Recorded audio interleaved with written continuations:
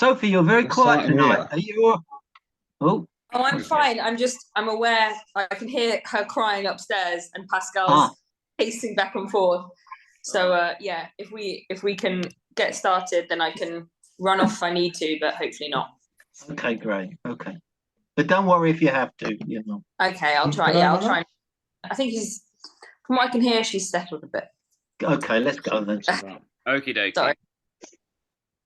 I need to find my music, right? Okay, so we come in, everyone walks in, the lights go off on the stage. Hello and welcome to the prestigious Rose and Crown Theatre in the heart of Walthamstow. Thank you for joining us for this world premiere first reading of Dave Goebel's new play, The Scattering. Dave is my father. I know, right? I'm doing the lights. Me, with my 5 years of sellout Edinburgh Fringe Festival experience and unteachable stage presence, adjusting audio level, while a selection of my less talented friends and my significantly less talented sister play the parts. Outrageous. You wouldn't have Picasso wash your paintbrushes, would you? So, this is a rehearsed reading, meaning people will be reading from scripts. I, as the narrator, I know, fuming, will help you follow the action as best I can, but you unfortunately cannot polish a turd. So, I will do my best. There will be a short intermission after about an hour for you to recharge your glasses, stretch your legs, go home, if only. Whatever you prefer. Right, without further ado, let's get this show on the road. And on the road is right, because we're going to Bromsgrove in the Midlands, as you will be able to discern by almost none of the accents. And so, with that in mind, I present to you The Scattering. You typing it, Colin? Yeah. I'm so tired of working every day. Hello again. We're in Bromsgrove. Cynthia, hands up. That's her. Is about 80. She's in her kitchen. Her very good friend Betty, hands up, is about 60, and she's with her. Can I tap you up, Betty? Better not, Sin. I'll be up the allotment later, and I don't want to be caught short squatting down behind the gooseberries. Oh, you're right. Even walking through the doctor's reception clutching your warm sample pot can be intimidating. Oh, Sin, by the way, I've started selling some of my allotment produce. Do you know anyone who might be in the market for fresh veg? You haven't been having problems making ends meet, have you? Everything just keeps going up.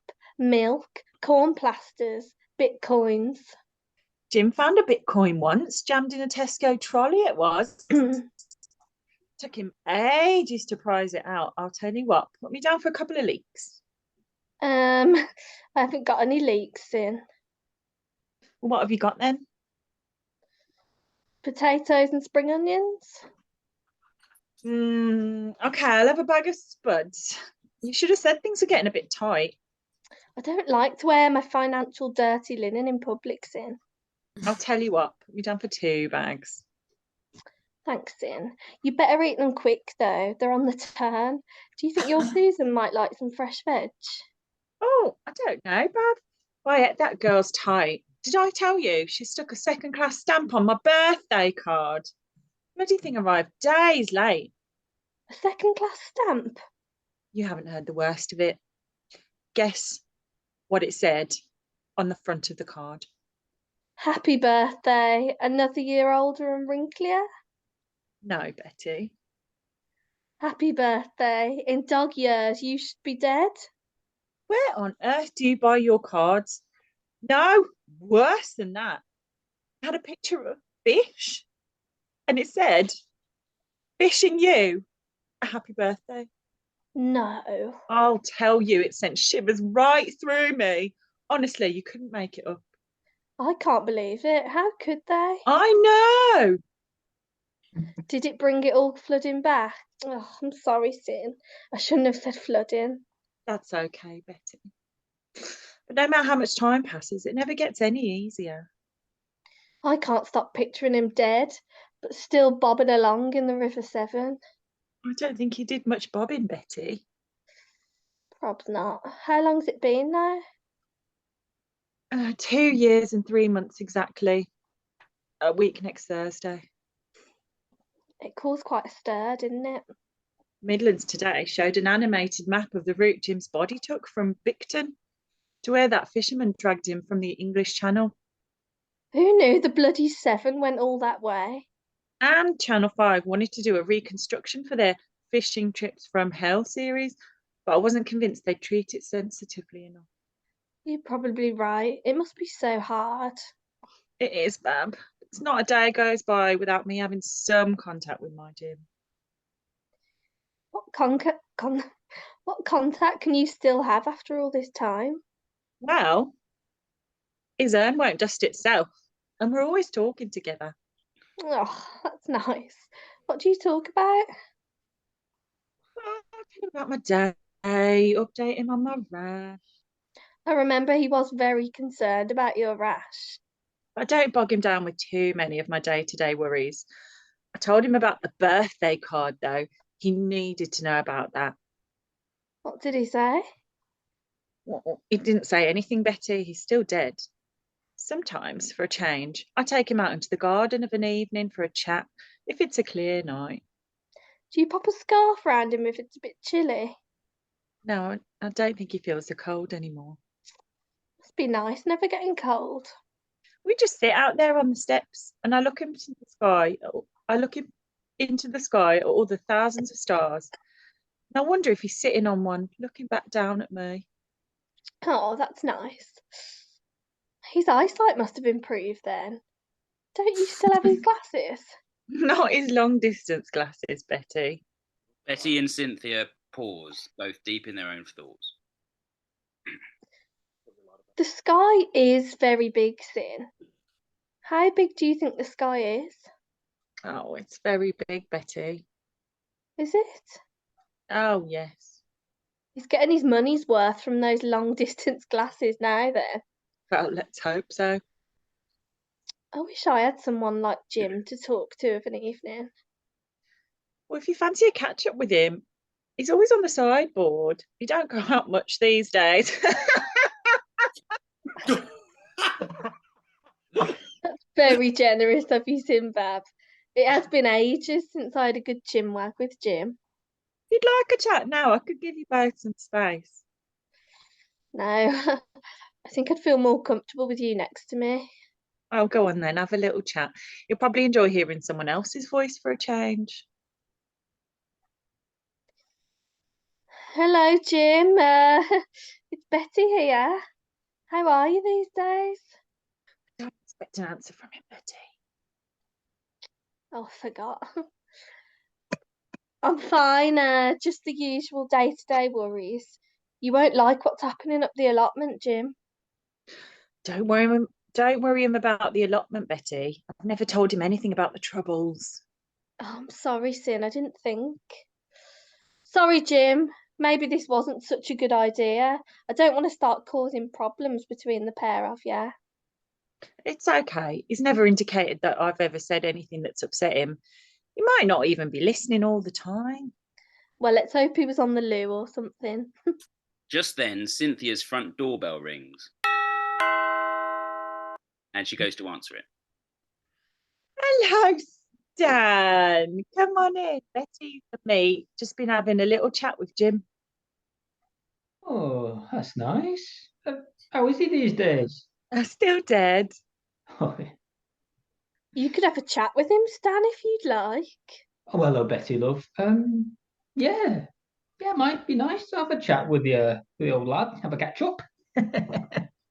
Well, be my guest. Stanley, that's him, you might have guessed, who is in his late 70s, and also a friend of both Betty and Cynthia, goes over to Jim's urn and shouts, Hello, mate, how are you? Have you dried out yet? Stanley! Yeah, sorry, ladies. Maybe now's not the right time. I wouldn't mind in Jim's locker room banter upsetting anyone, you know. Stan, take your boots off. You're treading shite into Stan's carpet. Oh, Stan. Stanley removes his boots. Oh, sorry, Sid, but it's mostly just mud. If you leave it to dry, I'll brush it off easy, like. Stanley, your trousers are buzzing. There we are. Look, it's my bloody phone, Betty. It's on the blink.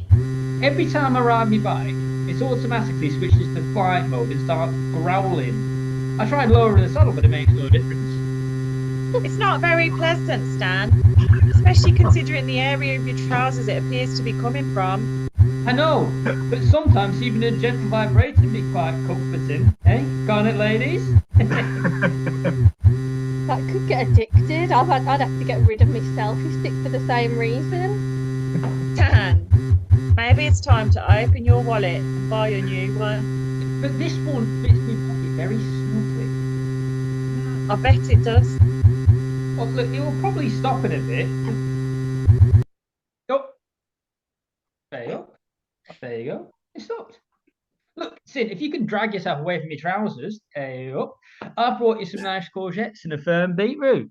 Oh, thanks, Stan. Fresh veg is always appreciated, especially when I know it's come from up Jim's allotment. Hang on a minute, Stan. You're going to scupper my get it while it's fresh vegetable wholesale business if you're going to start giving it away. Well, I'm sorry, Betty, but I can't take back Sin's courgettes and beetroot now, can I? I'm only joking. Of course, I don't mind you letting Sin have some free veg now and again. But how's your jacuzzi petition going? I've got 37 signatures. Well, that's more than I was expecting. Well, I had some luck. Cyril from plot 12 is a scoutmaster, and he got all his scouts and 3 girl guys and a brownie to sign it, and his dog, I think. Very impressive.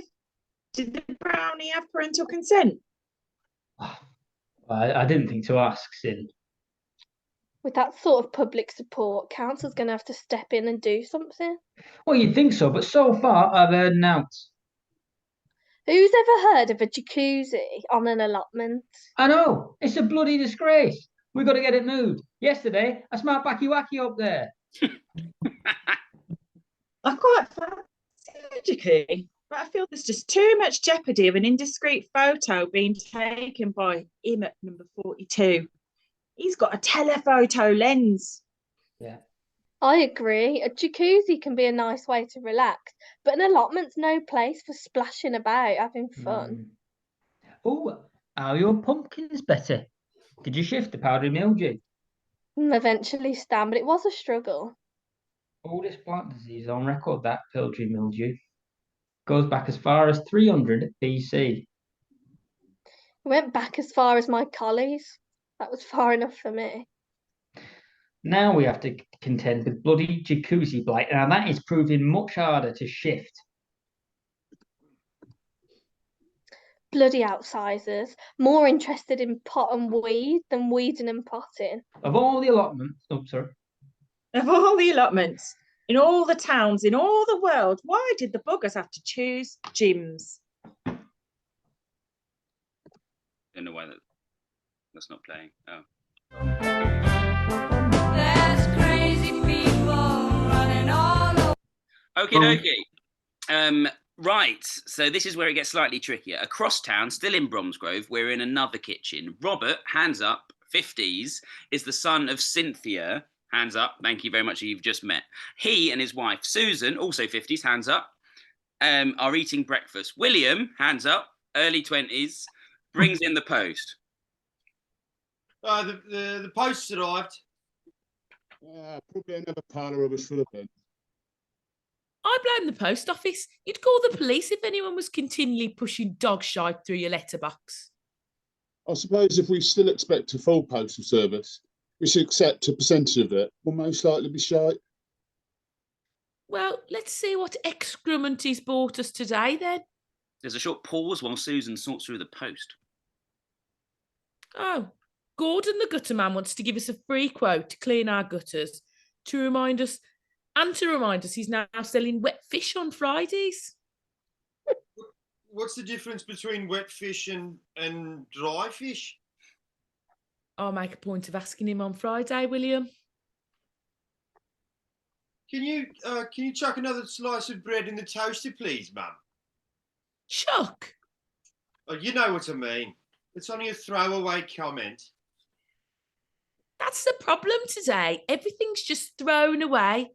That's why we've got global environmental disaster looming. Sorry, Mum. Could you please place another slice of bread in the toaster for me, please? There's little Greta, what's her name, doing her best, but she can't do it all on her own. It's Greta Thunberg, Susan, or something like that. No, it is most certainly not Greta Turdberg. I think it's similar. It does end with a berg, but it's not Turdberg. Could it be Poohberg? No, William. Poopberg? No, Dirtberg. Enough. Brown smelly berg. no, Arsberg. William. Smelly stickberg. Kill him, Robert. Nuggetsberg. Doctor, Gorilla's no. fingerberg. How about the unsinkable Greta Brown burger? Have you finished? Oh, here's a letter for you, Robert. It looks like your mother's handwriting. And one for you too, William. My, she has been busy. Susan passes the letters to Robert and William. You don't think it's anything to do with her birthday card cock-up, do you? Well, she can't be putting any of that blame onto William. Although, thinking about it, I did sign his name in the card. Robert opens the letter. No, I stand corrected. She's inviting us to hers next Thursday week. She's got something important to tell us. So important, it needs a grand pronouncement. Maybe she's had some dreadful diagnosis. If she's got a dose of monkey flu, I'd rather she kept it to herself and not invite us all round to share it with her. I'm not talking flu, Susan. What if it's something horrible? She does enjoy the limelight, your mother. Remember when she thought she had IBS? And what was it? An itchy backside? She's inviting me and Annabelle to hers as well. Oh, I hope she's not ill. Annabelle's not good with bad news. She's not completely over Marley and me yet. I do detect a hint of melancholy in that letter. Maybe she's going to declutter. What's sad about decluttering? It's what she's decluttering, Robert. I reckon she's decluttering your father. I thought she took comfort still having him on the sideboard. She probably wants to declutter him somewhere that's meaningful to both of them. Do you think she'll declutter him in the river where he died? I think your granddad would have had enough of that bloody river, don't you, William? Look, you two, can we stop calling it decluttering? The word is scattering.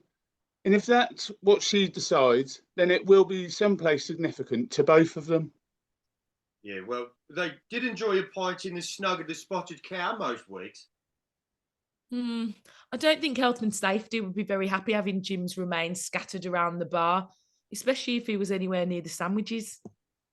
Oh, well, maybe she's going to scatter him up at the allotment.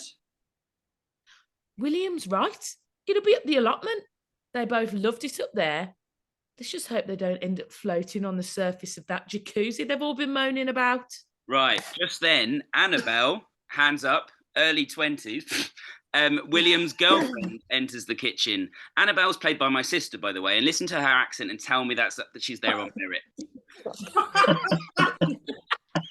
Morning, everyone. I'm afraid I used the last of the shower gel, Mrs. H. William said it'd be okay, though. Well, William would say that, Annabelle, because he don't pay for it. We've got a really boring lecture this morning on the worldwide culture of youth and its impact on incontinent pensioners. Impact on incontinental pensioners, William. Even more boring. Thinking for long periods really knackers me. Waking up knackers you, William. Is there any more toast? Oh, no. Don't tell me the toaster's run out of bread again. You lot just sit there where you are. Muggins will go and fetch. The doorbell rings. And eventually, William moves to investigate. Who's that? Well, I don't know. You're the one looking out the window.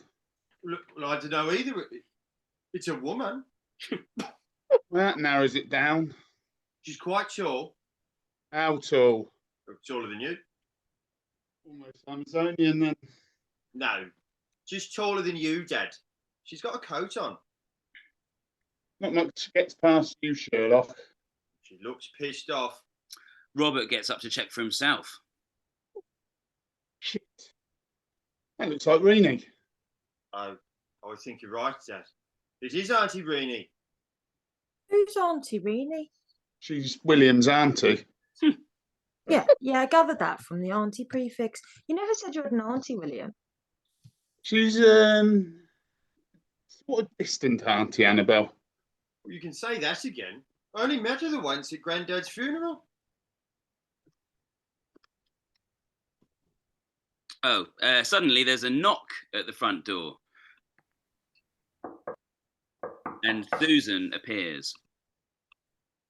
Did none of you hear the door? We think it's Auntie Renee. Oh, God. What would she want? Everybody, duck down on the floor and keep quiet. Maybe she'll go away. There is another louder knock at the front door. And a doorbell rings. Twice. Don't know me. Shall I answer it and I'll say you've all moved? And who would you say you are? An estate agent. Knowing Renee, she might make an offer on the place. Well, I could drive a hard bargain.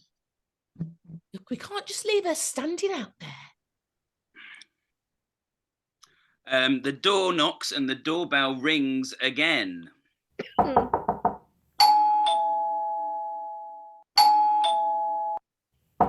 right, I'll bloody go and answer it. Susan goes to answer the door.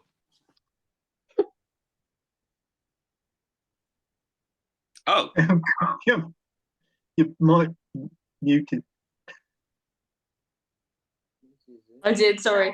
Hello, Susan. Do you recognise me? Of course I do. Hello, Renee. This is a nice surprise. I need to speak urgently to Robert. Actually, probably you too. At the same time. I think it would be preferable, yes. Only I don't think Robert's in. I can see his head crouched down by the window. Oh, that Robert. Yeah, that Robert's in. Well, can I come in? Yeah, sorry. Come on in. Oh, you've got suitcases. right. I don't think Renee needs to put her hands up, but that is Renee. She's in her 50s, bustles away into the hall with 3 suitcases, and then after that into the living room. Robert, it's Renee. She's paid us a visit. Renee! Long no see. What brings you to our neck of the woods? Hello, Robert. Something terrible's happened to Colin. Oh no. Really, what? I've stopped loving him. I've done my best to reignite the flame, but when a candle goes out, all you're left with, I'm afraid, is darkness. Are you? Fancy a cup of tea? Well, do you have a fruit-infused tea, Robert? I'm detoxing. I'm afraid we don't, but I could stick a slice of orange in the Tetley's for you. All relationships go through a little bumps in the... I've left him, Susan. I wish now I'd taken kisses off her more seriously. Pierce? Brosnan. What offer was that then? A small but significant role in GoldenEye, Robert. What happened? Judi Dench got the part. No, I mean with Colin and leaving home. Well, it wasn't an easy decision to make, but when nastiness is involved, well, you can't take chances, can you? Oh my God, sorry. You can't take chances, can you? Nastiness? Is Colin even built for nastiness? Don't let that skinny 5'4" frame fool you, Robert. Just his tongue can cut you to ribbons if you let it. So, what are your plans now then? I can see you've got suitcases. Well, at first I considered going to a women's refuge, but the woman I spoke to there said they didn't have Netflix. So, what did you do? Well, luckily, I remembered you had the cable TV, Susan. Hang on a bit. Are you waiting to stay with us? Here? It won't be for long, Robert. I can't go anywhere else. So you've no backup plan then, for the moment at least. He's taken me off the car insurance and he's changed all the passwords on the credit cards. All I've got is what I managed to squirrel away. Right. I'm sorry, Susan, but I'm desperate. I even had to catch the bus here. Do you know how demeaning that is for a woman who's had lunch with Rowan Atkinson? I can see you've had a rough time of it, but leaving everything behind, it seems so drastic. So what was the cause of all this unpleasantness then? A storm in a teacup, Robert. He found one, I repeat, one teeny weeny dick pic on my phone. Bloody hell, Rini! Billy, can you both go tidy something? Well, I suppose some unenlightened men might, after finding a dick pic on their wife's phone, start jumping to all sorts of irrational conclusions. Right, Robert? I suppose it couldn't have been Collins. Robert, you know I don't like to speak badly of anyone, but it would be very difficult to actually make out Collins Nethers in a photograph. Not unless you had a really sharp camera on your phone. I've forgotten how to say this. He looks like ZZ Top down there. That's right. Bloody hell, Rini! Please, William, are you still here?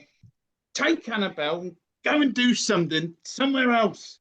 Bloody hell, Dad. Annabelle and me are not unfamiliar with... Don't you say dick pics. So, is this mess all about just one dick pic? No. God, what else happened? William, get the fuck out of my sight. Sorry, Annabelle. Can you take him upstairs, please? Certainly, Mr. H. Come on, William. Your dad wants me to take you upstairs. Oh, well, that'll be a first. William and Annabelle, leave the room. Carry on, Rini. Well, last Thursday I left work early feeling a bit peaky. It wasn't serious, just a touch of flu maybe. When I got home, I took myself off to bed. You okay now? Because I've not had my flu jab yet. Ignore him, Rini.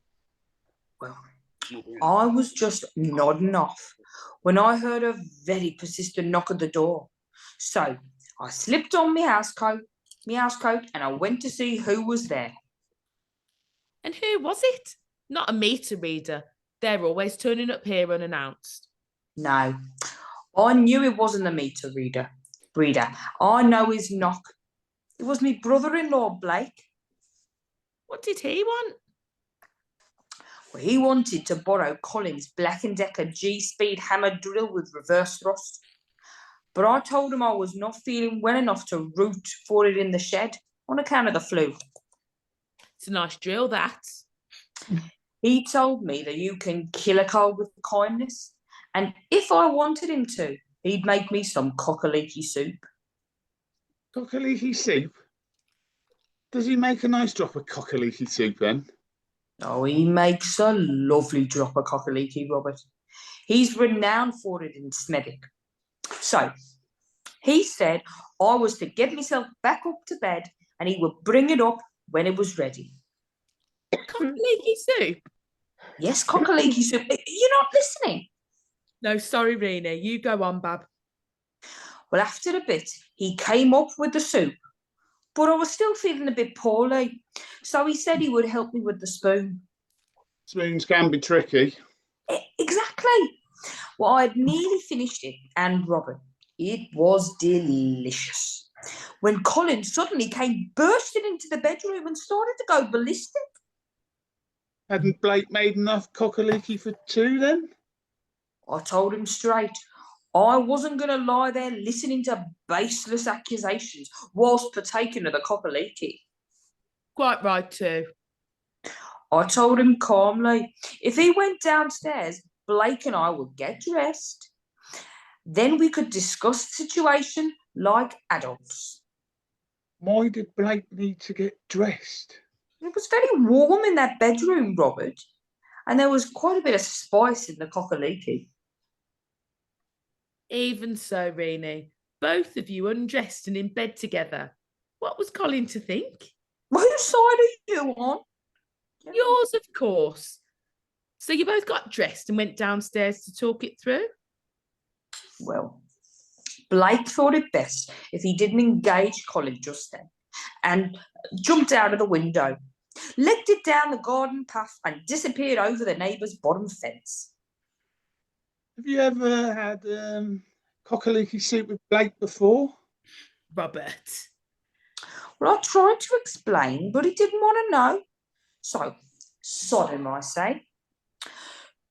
So I just threw a few things together and I left with practically only the clothes on me back. Robert looks down at Rini's 3 suitcases. So what's in all the suitcases then? Essentials, Robert. Just essentials. Well, we'll squeeze you in short term until you and Colin have sorted things out. Oh, thanks, Susan. Us Harveys have to stick together. Although, you're not a proper blood Harvey, are you? Yeah. Not by birth, no. But I'm sure that you and Colin aren't going to let an innocent bowl of cockaliki and harmless dick pic mess up your lives. No, he's had his chance, Susan. I'm going to get a really smart solicitor and take him for every penny he's got. Colin's still flogging tea towels down the market. Robert, take Rini's cases up to the box room. Are you putting me in the box room, Susan? I know it'll be a bit of a squeeze going in there, but we've only got 3 bedrooms. Okay. I'm assuming it has a bed, wardrobe, table lamp, TV, internet connection with phone charging facilities. No. It hasn't got any of those items, I'm afraid. What has your box room got in it then? Boxes. Well, can't William go in your box room? You must have a sleeping bag he could use. He won't have the same high expectations as me. No. Rini, sit down and have a bit of breakfast with us. I'm sure we can work something out. I want to see the bright lights tonight. Right, we're back at Cynthia's home and Sin is singing along as she cleans. Kisses from me, save all your kisses from me. Da, da, da, da, da, da, da.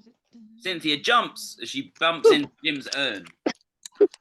Oh my God, Jim. Oh, I nearly knocked you off the sideboard. Don't sneak up on me like that. Just then, Stanley comes in from the garden. I finished hosing down the AstroTurf, Sin. Cynthia doesn't hear him.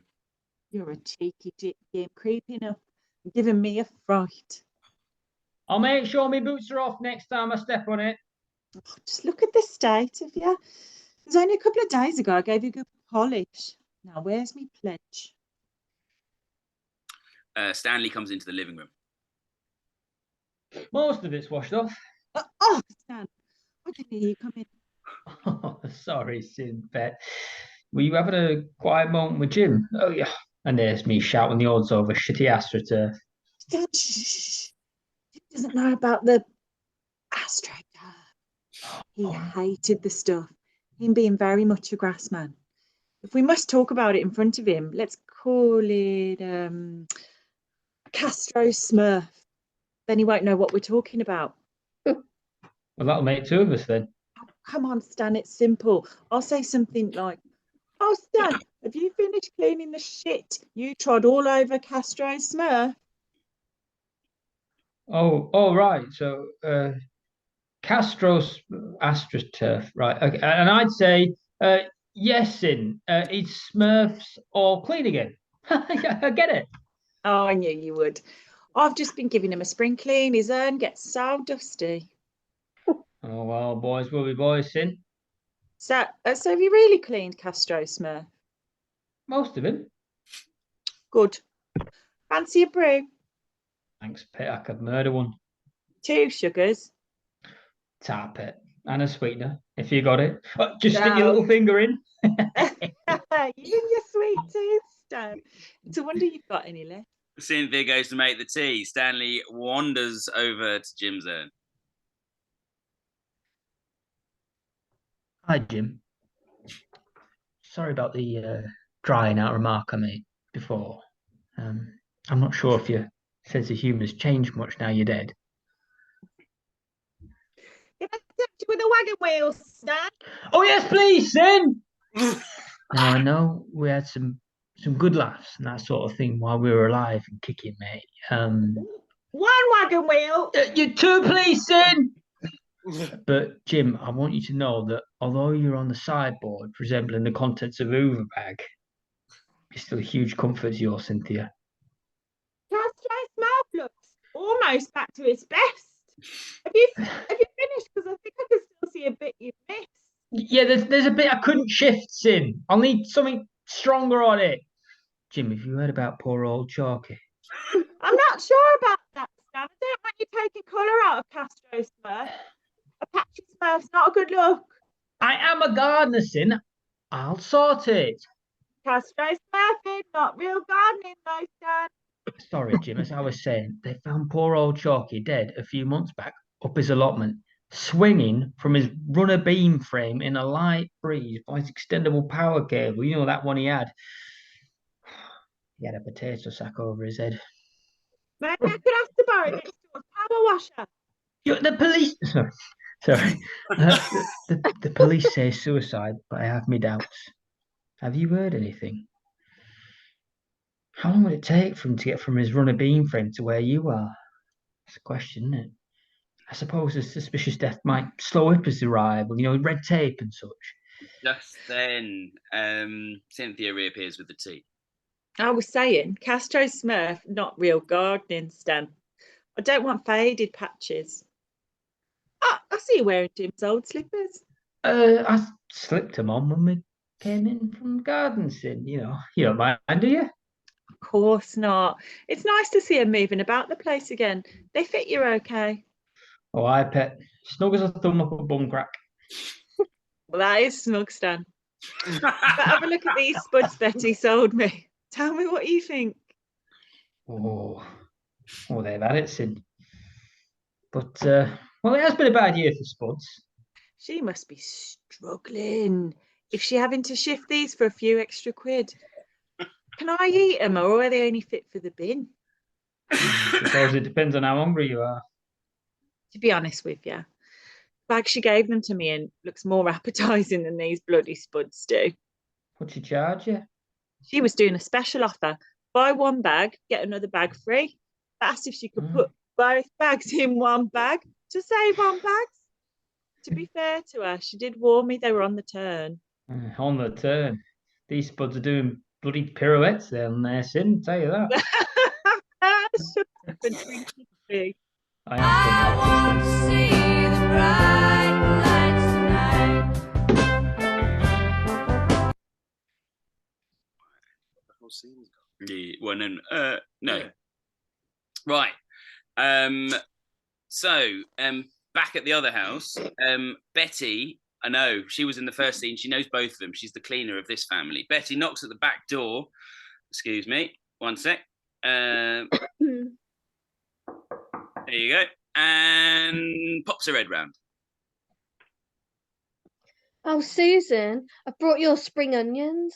They don't look great, but I think you'll still find them punchy. Oh, thanks. You're right, they do look a bit limp. Oh, sorry. Oh, limp's no good to man or beast, Betty.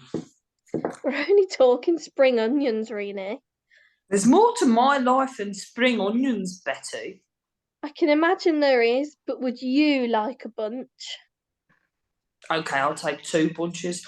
I don't want to be accused of sponging while I'm here. Betty opens a bag and brings out the spring onions. Oh, don't give them to me, Betty. Give them to William. William, go and put them on my shelf in the fridge.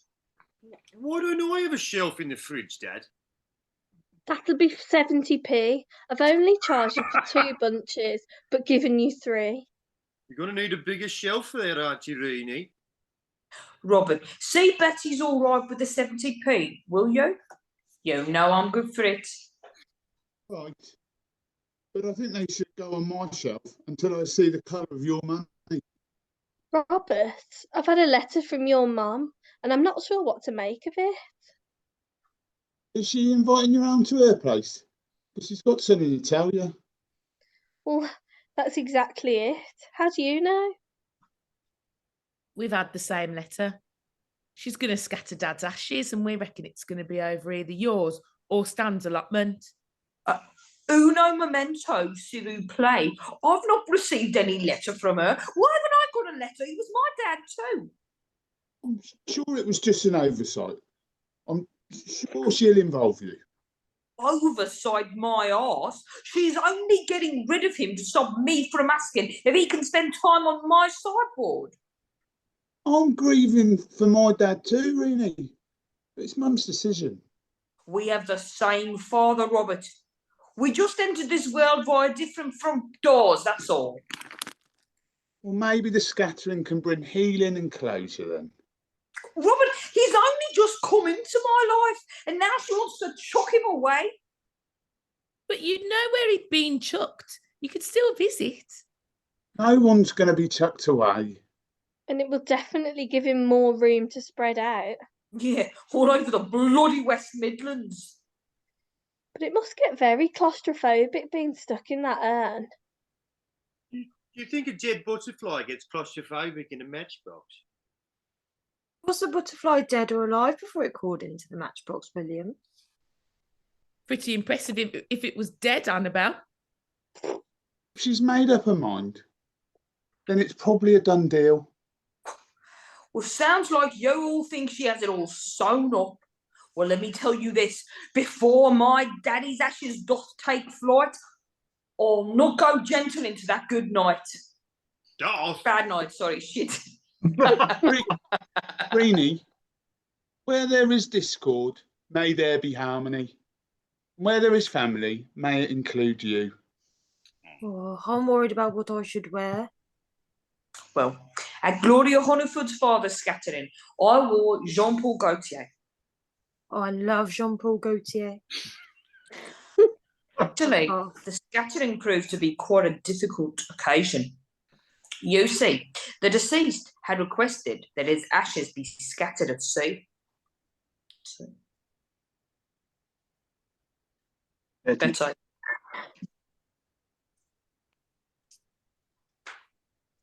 I suppose we could all shelter in mine or Stan's shed. No, back. No. Wrong. God, that was a telling off, wasn't it? No, teacher. Where are we? Sorry. Way who's the last- before. Scattering, visiting without a snorkel and flippers. Page number. Of Same course. page. Three before the one you started reading, not pages, people. Scattering. I know we all want to skip ahead. Scattering ashes at sea would make me pain. Like 2 lines up, Anna. I've lost it. Sorry, someone else read it. Oh, scattering ashes at sea would make pay in any future respects very difficult without flippers and snorkel. Unfortunately, not much of him actually reached the water, Betty. I found him up my nose, in my hair. I even found him in my knickers. Some place he'd been trying to get to for years. Is there much in the way of shelter up the allotment, Betty? I suppose we could all shelter in mine or Stan's shed and scatter him from the front door if necessary. Well, let's hope it doesn't come to that. I'd hate to be sweeping him up off the floor of your shed after the event. Oh. Okie dokie, Act 1, Scene 5. We're racing through this. The Harvey's home. That's the same place as we just were, right? Yeah. And just a few days before the scattering, and Robert is reciting his speech when Renee, his illegitimate sister, suddenly interrupts. Robert, what you doing? We need to speak urgently. I'm running through my eulogy. What did you want to talk about? Well, I think you know I've grave scattering misgivings. Look, Renee, it's Mum's decision and we should respect it. But Robert, if Mohammed won't go up the mountain, then the bloody mountain must go up Mohammed. Is that even a saying? Does it really matter? And I've got real concerns. Oh, sorry. I've got real concerns. And your mother's acting like I don't exist. But her finding out that Dad had slipped from the mighty pedestal we had all placed him on. Along with his trousers. Yes, well, it was just very difficult coming to terms with. What sort of bloke was he in his younger days? By all accounts, he was a very popular bloke. He was very funny, enjoyed a drink or two, and was always very well presented. A sort of Anton Dec rolled into one then. It was probably fate him coming back on that late bus from the Pigeon Fanciers meeting, being accosted by your mum. What do you mean accosted? Okay, come upon. Well, he certainly did that. What was your mum called anyway? Beryl. That's right, the meat packer from Oldham. Why'd you say it like that? Like what? Meat packer from Oldham. Wasn't that what she was then? Well, she was from Oldham and she worked for Fray Bentos. Yes, packing meat. How'd they both get locked in when the bus reached the depot? I think Dad must have slipped the conductor a few quid. That does seem the kind of scrape Ant or Dec might have got themselves entangled with. But I never knew he was me dad until the solicitor read our mum's bloody will. Not much we can do about it now, though. We could split his ashes. I'll keep half, and she can chuck the remainder wherever she likes. Oh my God. That's not going to fly. Mum wouldn't know what part of him she was actually scattering. Well, all I know is that I've been left bereft by all of this. Bereft? Yes, bereft. I'm an orphan, Robert, all alone in the world. You're nearly 50 and married. Just. But scattering him, it just seems so final. I would have thought his death was pretty final, Renee. As a matter of interest, where did you keep your mum's ashes? There aren't any. You buried her then? No, she was cremated. So what happened? Don't you tell me you scattered her? No, I didn't. Mum used to love shopping. The Primark sale was her favourite. She used to say that the amount of stuff she could get in their sales for under a fiver justified child labour. That's an interesting point of view. So, after she died, I decided to take her ashes with me when I next visited the Primark sales. Unfortunately, in all the excitement, I left them on the tram. And? Well, the army bomb disposal people carried out a controlled explosion. Oh, she was scattered in a way then. And that's exactly why I hate the thought of scattering Dad. Oh, I'm really sorry, but Mum's not going to change her mind. It was the same when she decided she wanted flock wallpaper. Oh, fuck her flock wallpaper. See the bright lights tonight. Cool. We are going great guns. Later that same afternoon, Robert is still polishing his speech when Betty turns up. Hello, Robert. Could I squeeze a moment from you? Hi, Betty, love. Squeeze away, Bab. I didn't actually intend to formally squeeze you. Oh, weren't you? Oh, well, maybe later. What's up? I'm really worried, Robert. I'm as worried as that butcher who lost a finger in his sausage mix. Really? Yes. I'm worried that Jim's scattering may be turned into a bit of a pantomime. I see. You're worried that the ugly half-sister will cause trouble for Widow Twanky. You better not let your mum hear you calling her that. You know, all this has made me think of Dad a lot more lately. I still can't believe he's gone. Yeah. You know, I remember him watching ride off on that fateful morning with his rods, keep nets, floats, weights, and sandwich shoulder bag. He always liked to be well equipped wherever he went. I stood there with Mum to wave him off, and then we watched him pop back in and then collect his bait box. And as we watched him pedal away again, Mum looked at me and said, "You don't look safe on that bike." She used to say, "Here comes Shakin' Stevens," when he saw him riding his bike.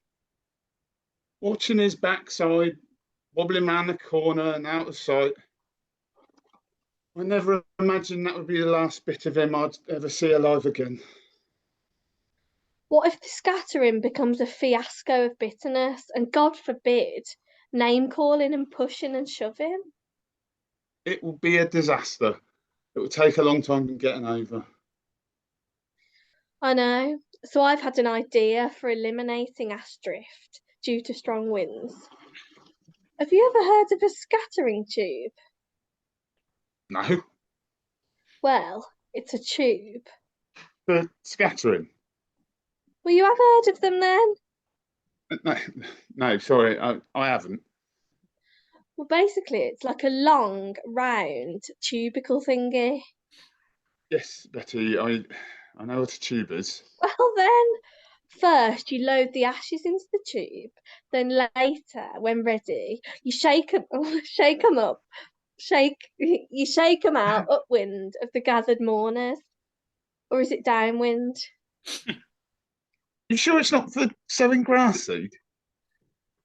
I am, and I think it's a brilliant idea, especially, as I say, should it be a bit blowy on the day. A brilliant idea for sowing grass seed, maybe. Apparently, they're all the rage, especially with the celebs. Katie Hopkins got one. For a lawn, probably. Are you sure it's for scattering dead people's ashes? Yes, I saw the advert in the memorial section of the Bugle. Not the Bromsgrove Gardening Gazette? Look, I've cut out the advert. It says the scattering tube provides a safe distribution of the loved one's mortal remains to the designated final resting location, eliminating unplanned spread.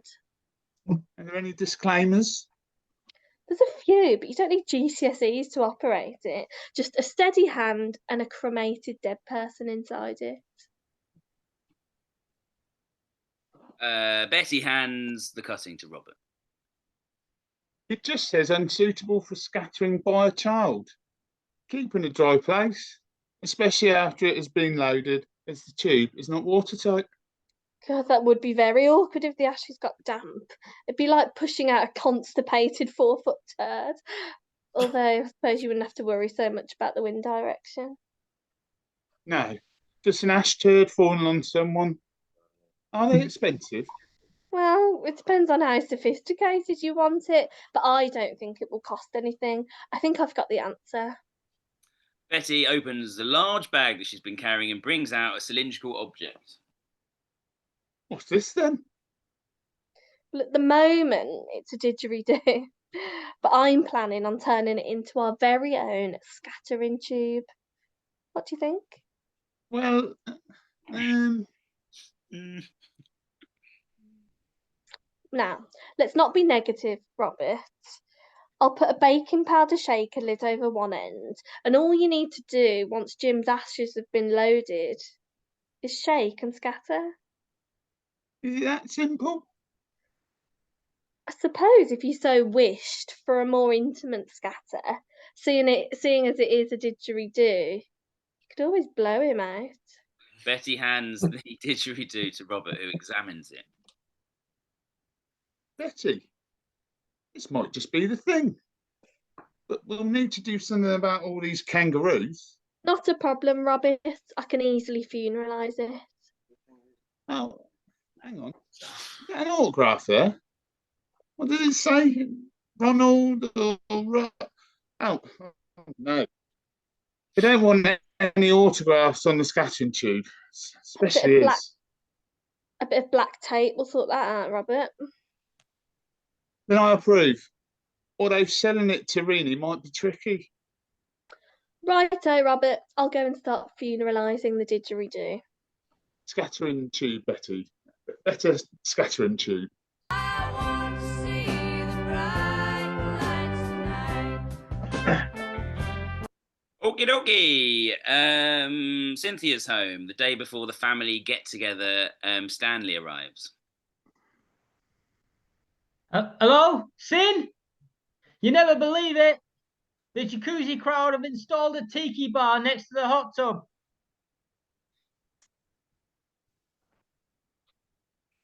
They've been drinking Singapore slings and pina coladas all afternoon.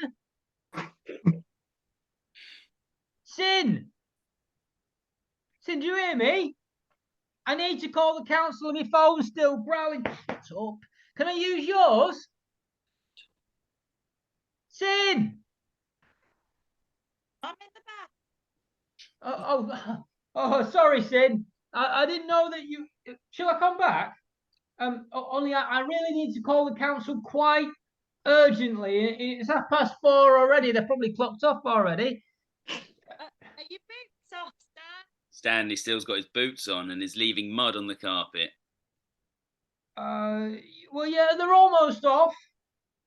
Sin, council's closing soon, so can I call them? I'll be real quick. Stanley removes his boots and goes over and picks up the phone. Now, where do you keep the council's number? Sin, do you have council's numbers, hand? Top drawer, Stan. Right side and find the number in my book marked important telephone numbers. Top drawer, right side. Bookmarked important. Found it, Sin! Oh, good. What's council's number then? Well, what's it under? Would it be under A for allotment, B for Bromsgrove, C for council, or someplace else? Sin, I said, is it under A for allotment? In the bloody back, Stan. Oh, yeah, sorry, Pat, I found it. Council, yeah, look, C, great, yeah.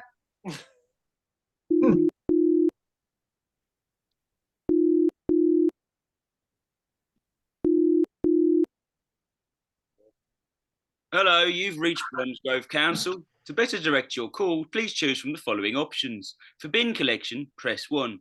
For recycling bins, press 2. For brown garden waste bins, press 3. It's just about bins, Sin. Not happy enough, Stan. I'm in the back. For overside refuse, press 5. For noise complaints, press 6. For planning queries, press 7. Oh, well, now they're off bins, but they're onto something else. This could be double digits by the time they've reached the allotment. I could be dead. To hear these options again, press 8. For all other inquiries, including fly tipping, press 0. Oh, 0 it is then.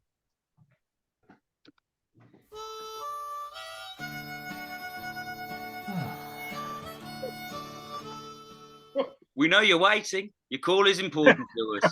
Please stay on the line and someone will be with you shortly.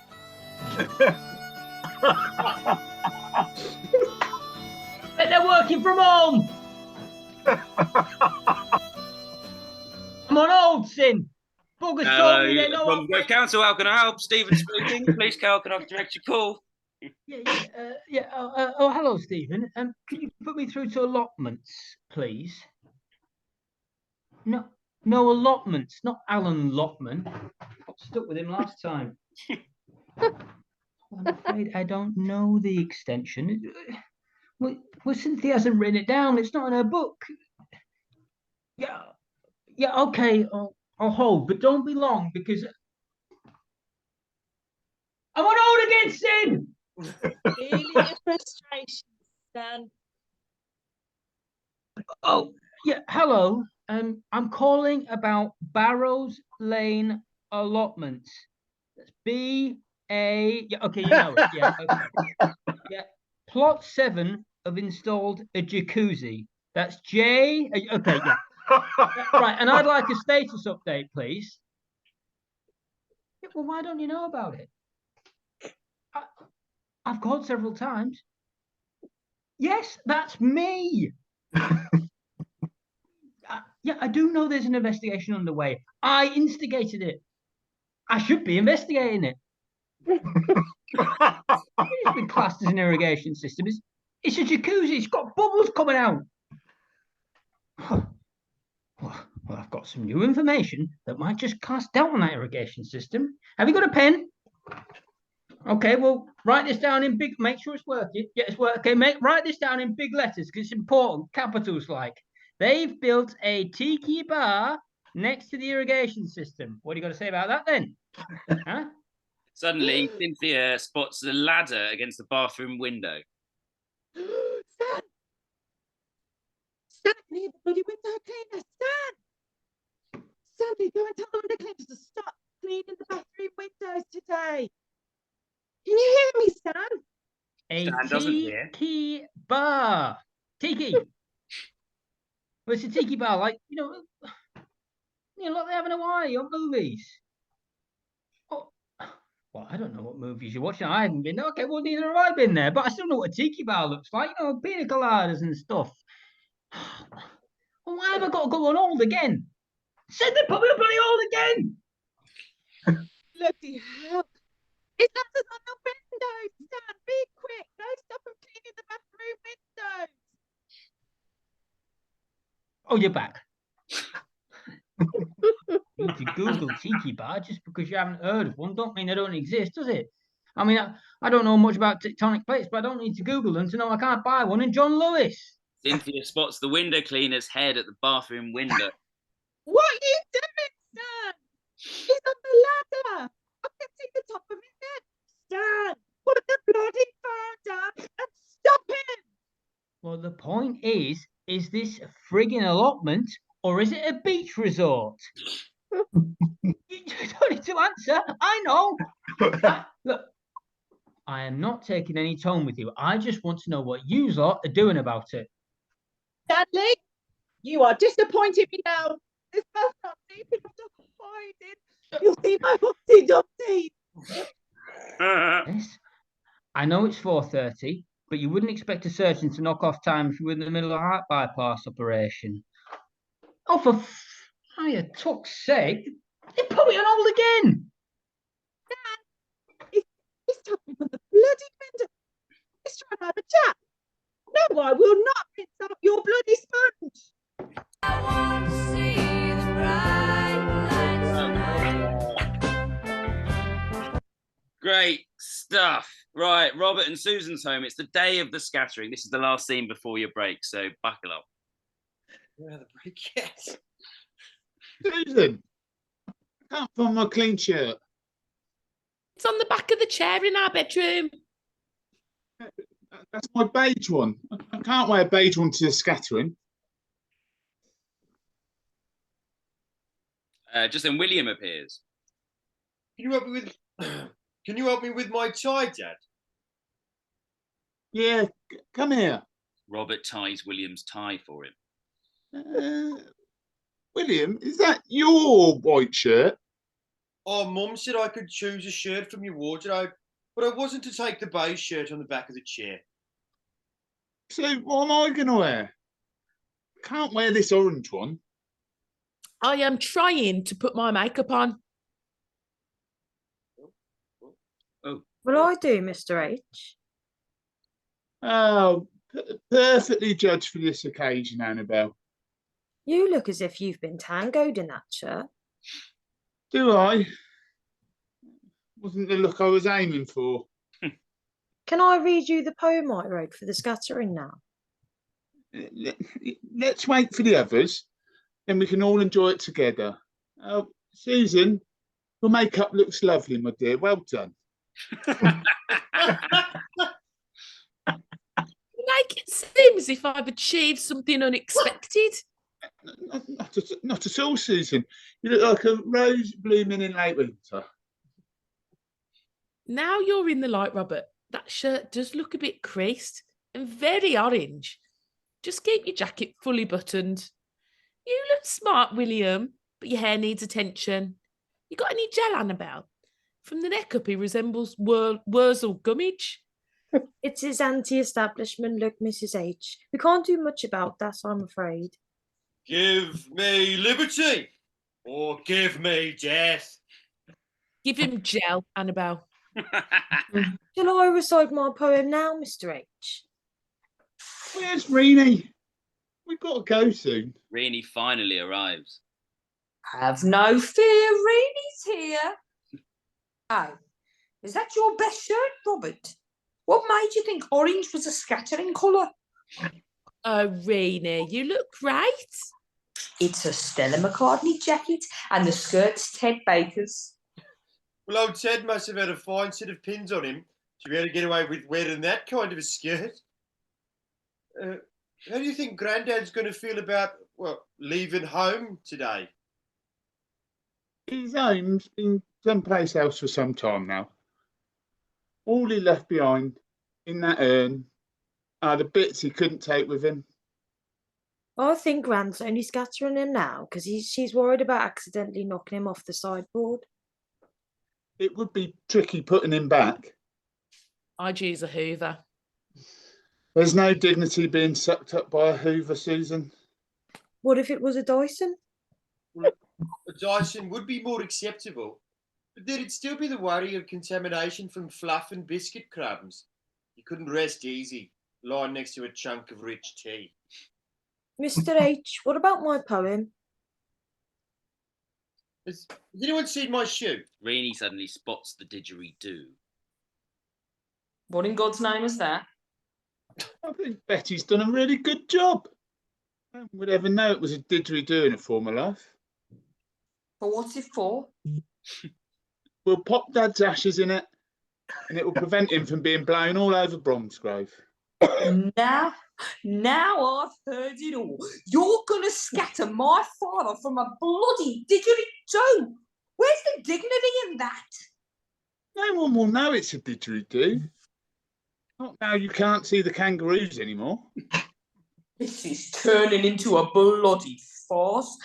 However, in an attempt to inject some class back into proceedings, have you considered having a professional mourner present? It's not halfway through there. Having some stranger just hanging around, dressed all in black, looking miserable. I don't think so. No, I know it's too late for that. I was thinking I might do it. I thought you were dead against any of this. I am. But if I can't stop this madness, at least I could bring a bit of quiet, understated dignity to the charade. So, what would you do if you were the official mourner? Well, as the official mourner, I'd carry the burden of grief for you lot. And I'd be responsible for releasing the doves and butterflies. What doves? Where'd you get butterflies in November? Doves could prove expensive, Reenie. What about homing pigeons? At least you get them back. Well, you could get moths. There's loads of them about after dark. If you got a strong torch. We'll be leaving soon. Where the hell are we supposed to get doves or pigeons? I'm not even entertaining moths. Oh, can I read my poem, please? Listen all. Annabelle wants to read us the poem she's written to commemorate today. Okay, Annabelle, you have our full attention. Okay. When death's cold fingers grasp your throat, and the old grim reaper stands and gloats. Oh dear.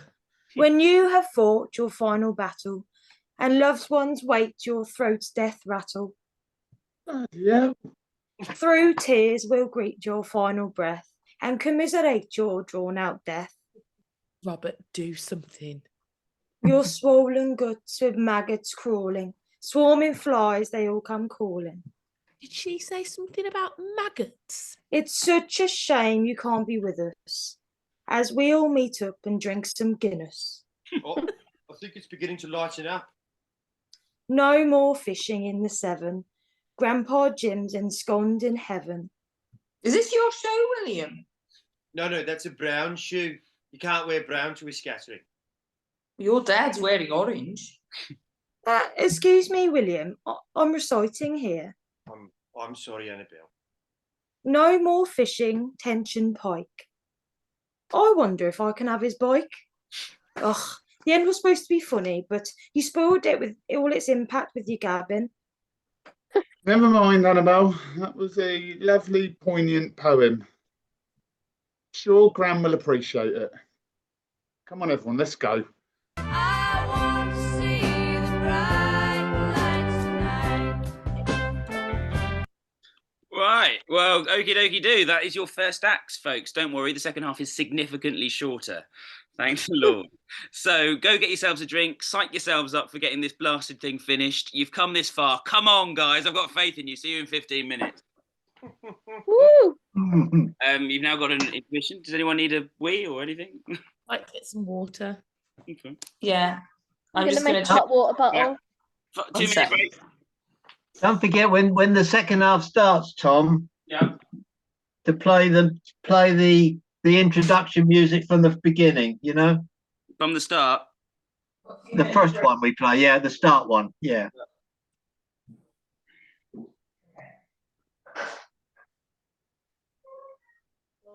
I'm all right. Thanks, bud. I'll come with you.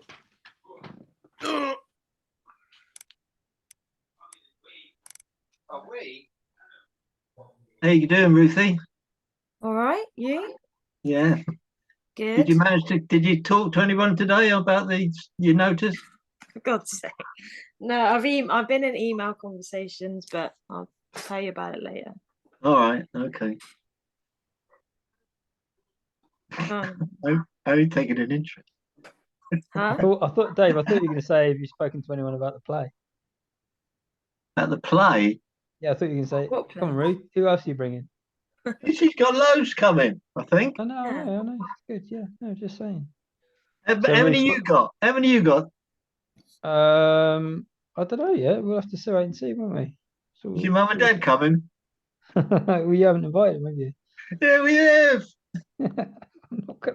I'm not gonna drag them all the way up. That's like 3 hours. Where am I going to park? Well, Dave, Paula's found a parking space for 10 quid. Well, is there a parking space for no quid? Where is it, Dave? Yeah, it's Sainsbury's. Is it is it part of the ULEZ? Is it in the ULEZ ultra emission zone? Because if it is, I can't come. You know that, don't you? No, it's a dirty old place. No, it is in the ultra. It is in the ULEZ, Dave. This Rose and Crown. I can't come, I'm afraid. Sorry about that. I'll do my Zoom. I'll zoom in. Yeah, you zoom it in. Yeah, that'd be good. So, Ruth, have you had your notes in work? I have. Shut up. Tell him to mind his own business. I know. I can't tell you that. You didn't mind it. Yeah, quite right. You told everyone about it. Well done, Ruth. You go and get a better job. The one that you want. Yes, mate. You do your thing. Woo! If you're not happy at work, you quit. Isn't that what Prince Harry said? Obviously, we should all be listening to what he says. It makes a lot of sense. Yeah, you should be in this, actually. It's quite enough fun. It's very stormy here. Is it stormy where you are? Yeah. Where are you, Anne? Are you in the north? In lakes. Oh, just on the outside of the lakes. I'm right now. I'm on a pillow. obviously. She's quite comfy. Oh my God, look at Anna O'Connor. Anna O'Connor. She got another My dream. name, don't wear it out. This rain is horrendous. It's really shocking. Oh, sorry, I just went to take my LSD. Took longer than- I couldn't find it.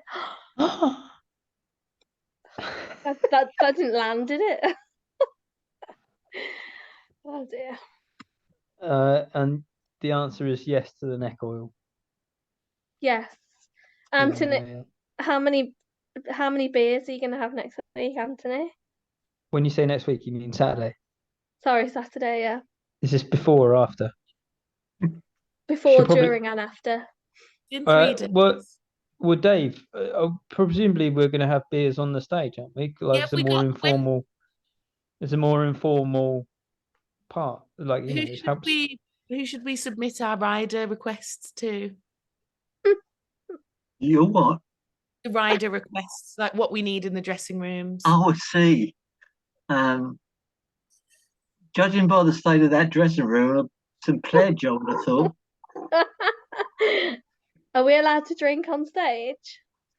That'd be very unprofessional, Anna. So yes. So, so yeah, drink as much as you want. To be fair, As long as you don't fall off your stools. Can't promise anything. Guilty. yeah, but Anna will be falling off just to get some attention in a scene that she's not in. Oh, wow. That's so rude. Are you going to bring your violin, Anna?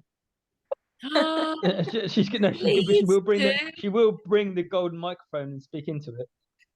The golden microphone sounds a bit. But by the way, the bets are off that Anna's going to sing one of the lines. I wouldn't fall off my stool for attention. Right. Are we ready? We are Ready. almost. Okay. Cody's not here, but Oh, okay. but I can start the music.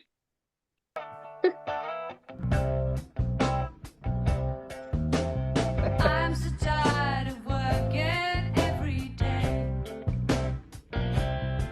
Now the weekend's come, I'm gonna throw my troubles away. If you got the cafe, mister, you'll do alright. I want to see the bright lights tonight. Right, welcome back. Fuck, that went quick. Time flies when you're not sitting in here watching this. Anyway, let's crack on. Very much home straight now. We're back in Bromsgrove and we're all in Cynthia's front room. The afternoon of her announcement. All are gathered except for Stanley and Betty, who are late. And we join the conversation.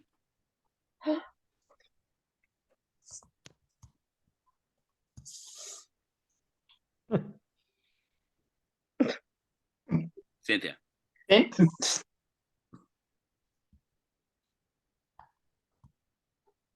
You're muted. Hello, we back. Yeah. There's Cody. Sorry, we were looking out for Cody. I'm coming. We join the conversation.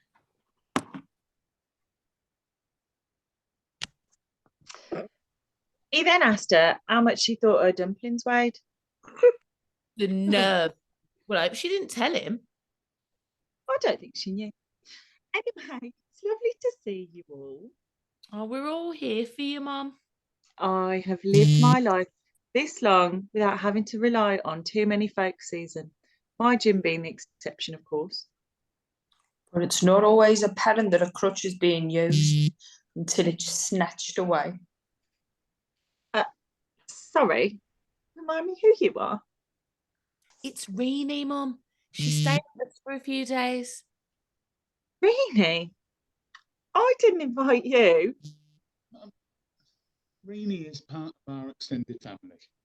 Your father's, perhaps, not mine.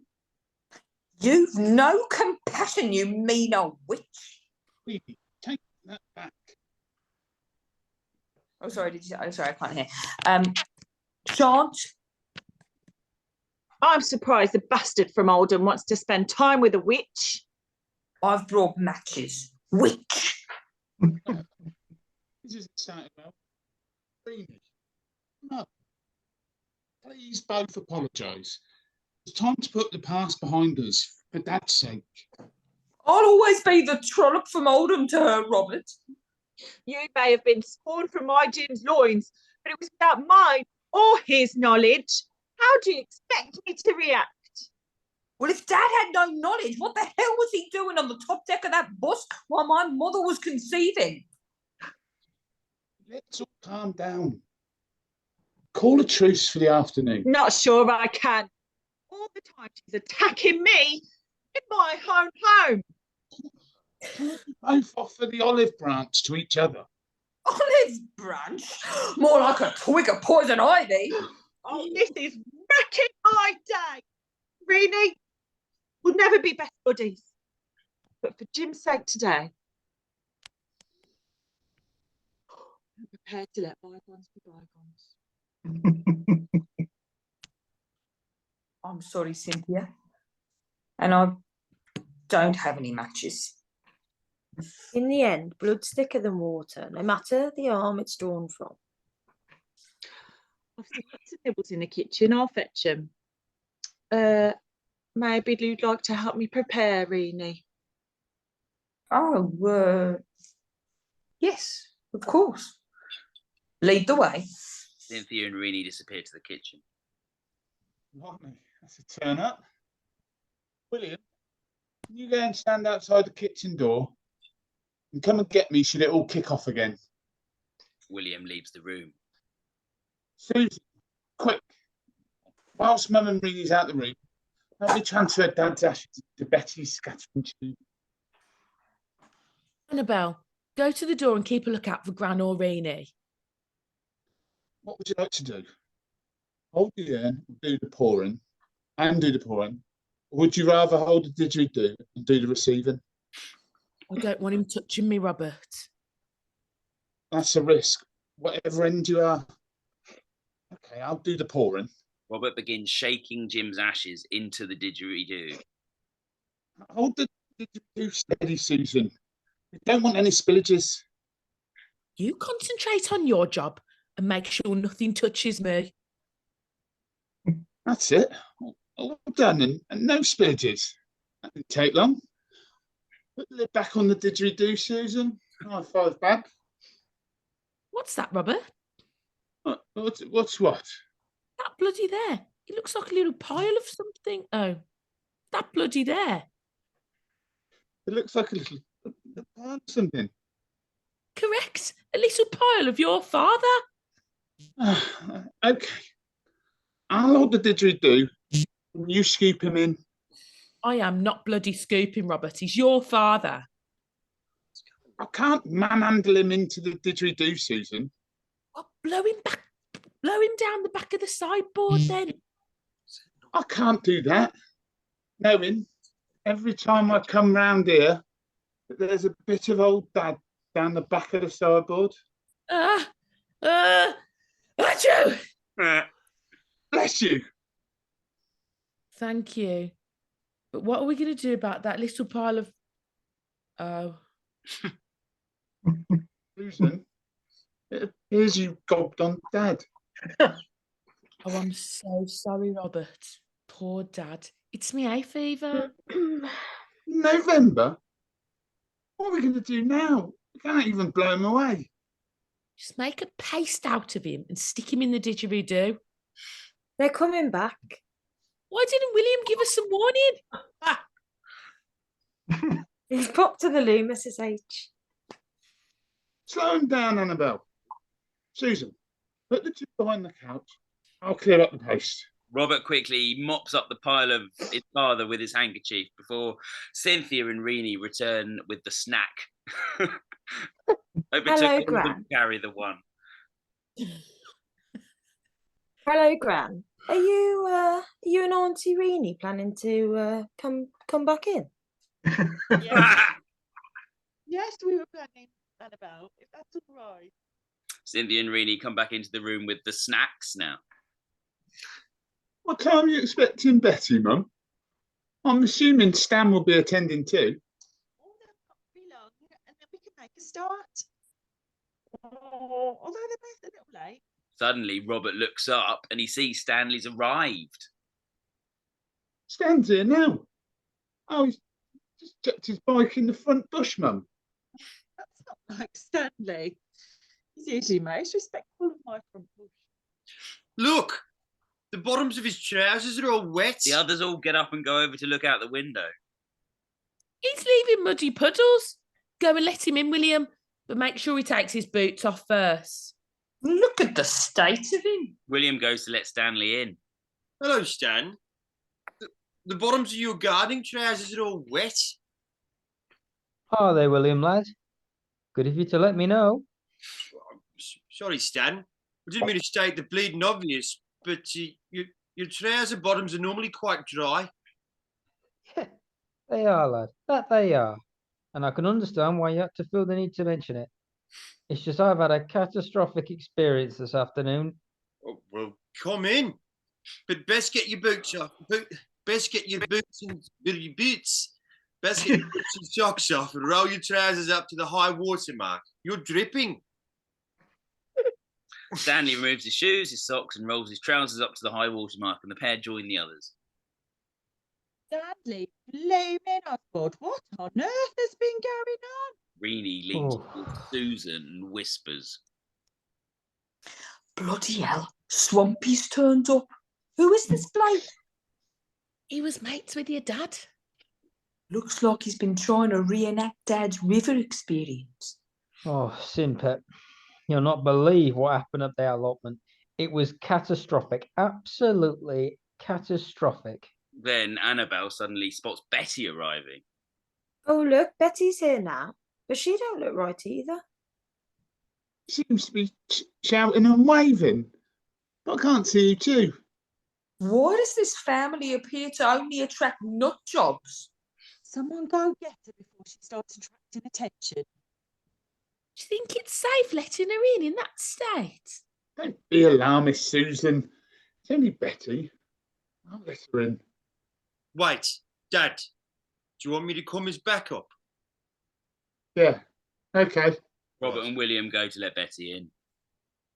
Hello, Betty. You had some bother? Careful, Dad. Keep the conversation light. Our world's been invaded. We'll soon be dragging Lucifer's chains around in the underbelly of hell.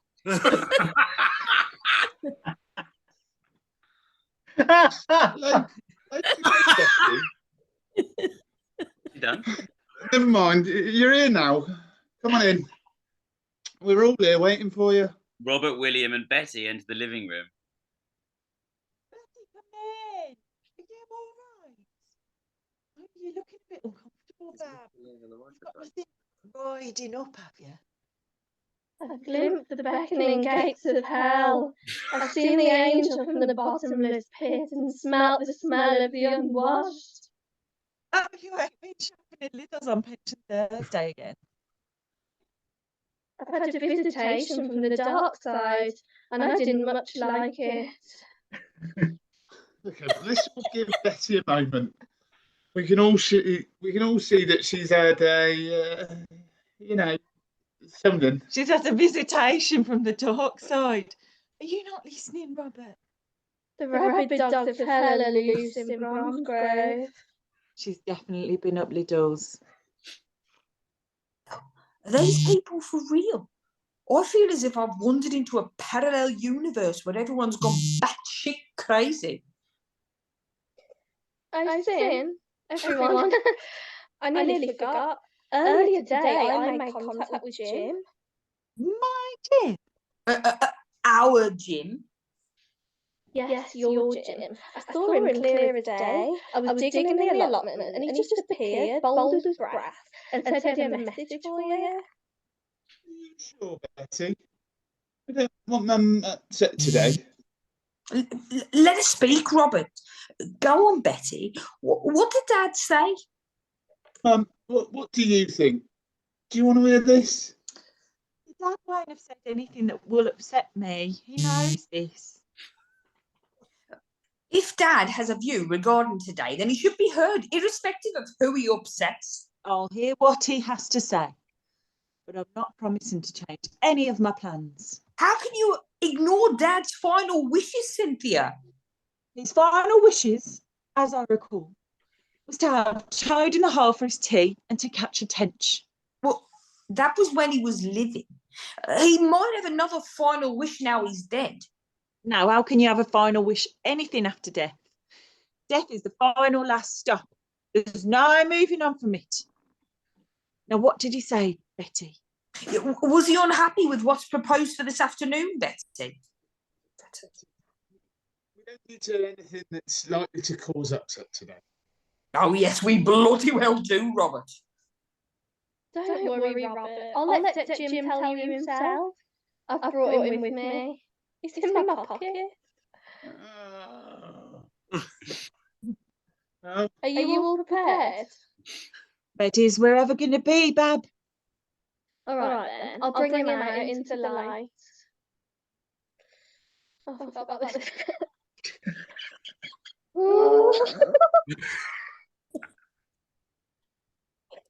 Okay, I'll practice this bit. I've made some strange sounds. Oh my God, look at her. Robert, do something. Jim, speak to me. Jimmy. Betty puts her hand in her pocket and pulls out Jim. You just look grand. Betty, it's a potato. You know, Robert, that's what I thought when I came across him, digging over my potato patch. You were right then. Hang on, let me finish. But when we started talking, the more we chatted, the more convinced I became What? It was a potato? that it was Jim. It's a potato, Betty. Oh, just a minute, Robert. Just because he looks like a potato doesn't mean he is a potato. Reenie's right. Look at the eyes, Robert. They're Jim's eyes for certain. They're potato eyes, Betty. It probably start sprouting after being in your dark warm pocket. But look closely at Jim's skin. It's potato skin, just brown and wrinkly from being dug up. Are you sure? But I know we're all missing him, but we can't go around pretending potatoes are dead people. Can I see the potato, Betty? Oh, Fab. To be fair to Betty, it does look a bit like Grandad. Isn't that his mole? I want to turn and holding him, William. William hands Reenie the potato. Dad, can you hear me? It's Reenie. Don't be embarrassed about your appearance. If you've got a view regarding today, then please tell us what it is.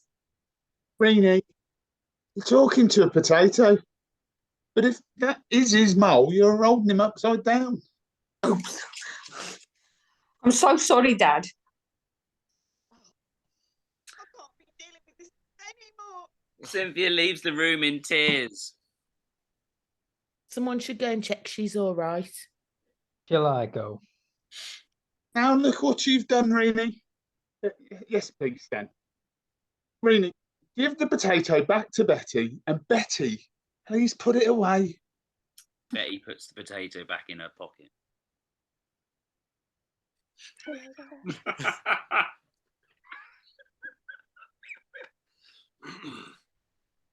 So I can't really Sorry, I can't really hear. I think she didn't actually say the words that time, but whispered it.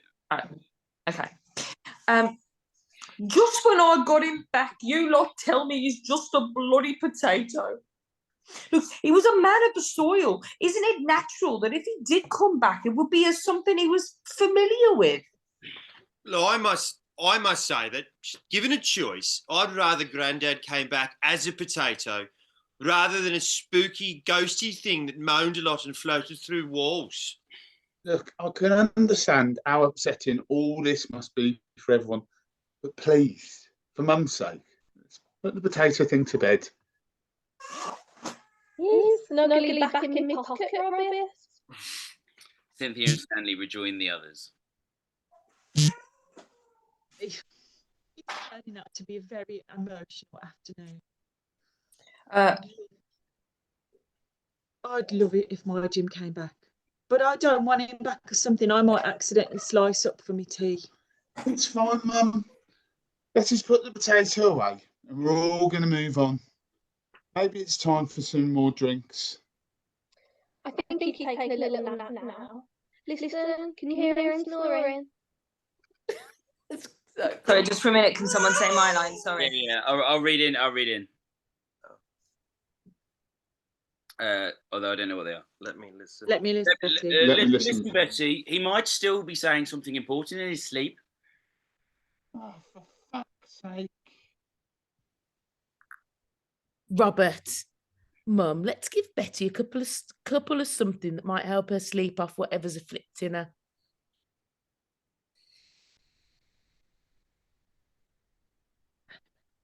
Ruth?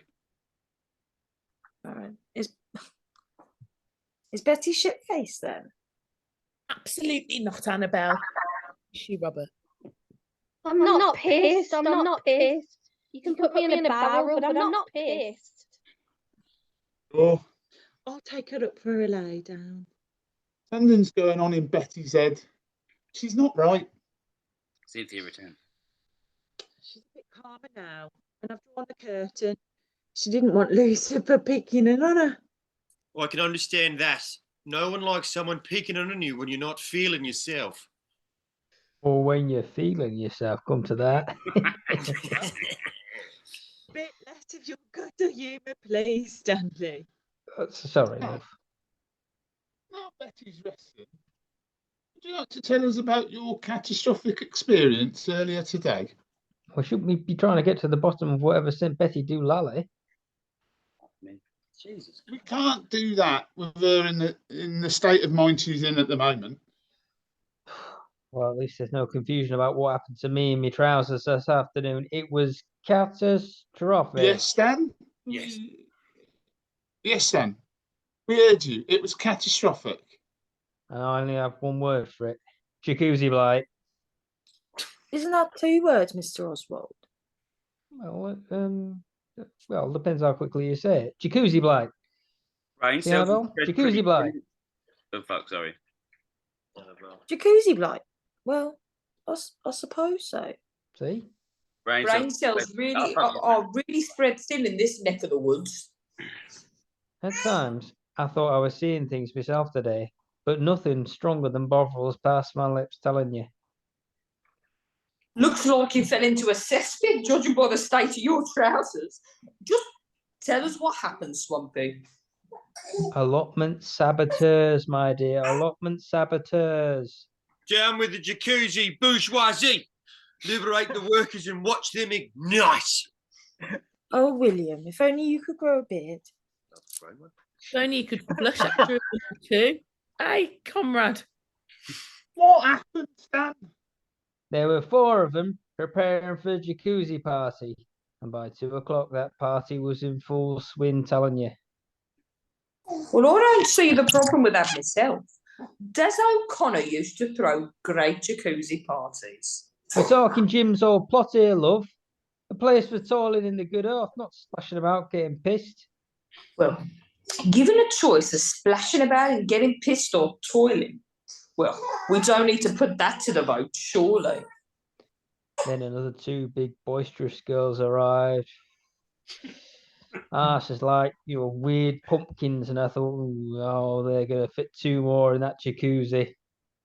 You weren't just standing there gawping at them with your gob hanging open. Oh, don't worry, sin, I was in my shed down behind my sweet peas.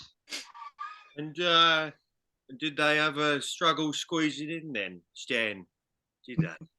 William, that's not the sort of question I'd expect from someone who regularly supports my feminist agenda. Let's say you couldn't call it graceful entry, William. And someone shouted, Mexican wave! The curse of individualism. That's the Mexican wave. How would you stop a robust Mexican wave if someone got in the middle of one? Like this. Can you finish my line, Tom? Sorry. I'm really sorry. Jumping up and waving at the first aid bloke isn't likely to work. He'd just think you're in a bit of an uncoordinated Mexican waver. After a while, I noticed the veranda began to shift, caused by the overcrowded jacuzzi and the erratic Mexican wave. Oh, Jim used to hate erratic Mexican waving. Yes, he did. Now, suddenly the veranda collapsed and the jacuzzi left dangling at a precarious angle by its electric cables. Okay. Well, I suppose that's one way to stop a Mexican wave. Then all of a sudden, Jim's shed caught on fire. The jacuzzi crashed to the ground and started rolling towards our plot. Must be upsetting, but we're only talking about a bit of dirt. Allotments aren't just a bit of dirt, missy. There was water and Londoners pouring out all over the place, so I rang 999. 6 half-drowned, near-naked people, still dizzy from booze and the Mexican wave, a rolling jacuzzi in a shed on fire. Not an everyday occurrence. I did have a bit of trouble getting the operator to take me seriously when I asked for police, fire and ambulance. Oh, I had the same trouble when I got my head stuck in a goldfish bowl. Fire brigade arrived, aye. And water was soon adding to that was escaping from the jacuzzi. Well, how deep was the water? How deep did it get, Mr. Oswald? I think the state of my trousers probably answers that question, Annabelle, don't you?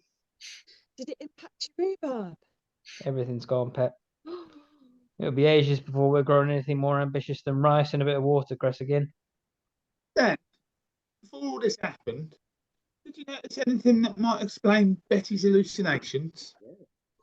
Not really. She asked me if I had any sugar, but I don't take it in Bovril. So she asked the jacuzzi bunch. I think they gave her a sugar lump, actually.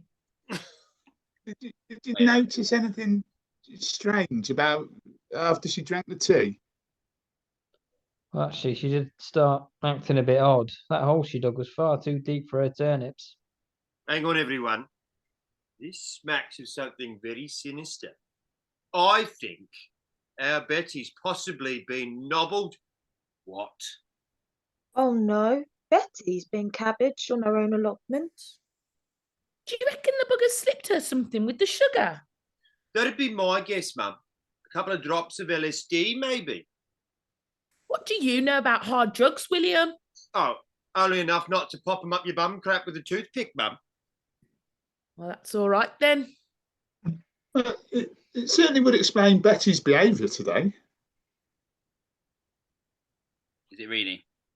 Yeah. I still believe Dad was channeling his spiritual thoughts through Betty. I do believe that Dad have a strange and mysterious way of making contact. Maybe, in this case, it was through the medium of LSD and a potato. This girl, despite her immaturity, does speak Perillian sense occasionally. So what do you think was so important it dragged him back from wherever he's been to communicate with us today then? Bloody obvious, Susan, isn't it? He wants to put a stop to the events planned for this afternoon.